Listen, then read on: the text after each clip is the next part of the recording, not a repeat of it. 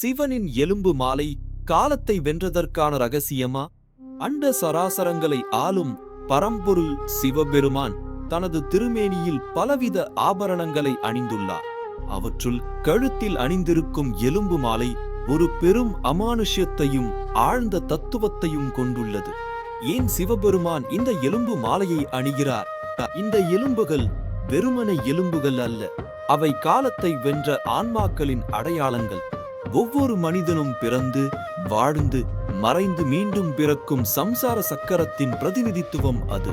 காலத்தின் அதிபதியான சிவபெருமான் அனைத்து உயிர்களின் பிறப்பு, இறப்பு, மறுபிறப்பு ஆகியவற்றின் சுழற்சியை தனது கட்டுப்பாட்டில் வைத்துள்ளார் என்பதன் குறியீடு இது.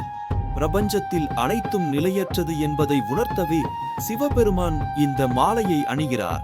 அழியும் இந்த உடலை கடந்து அழிவற்ற ஆத்மாவை உணர வேண்டும் என்பதே அதன் உட்பொருள். பிறப்பு இறப்பு அற்ற பரம்பொருளான சிவபெருமானின் இந்த திருக்கோலம் நமக்கு ஞானத்தை போதிக்கிறது. சிவனின் திருவிளையாடல்கள் தொடர்ந்தும் உங்களை கவரும். அடுத்த கதையை தவறவிடாதீர்கள்.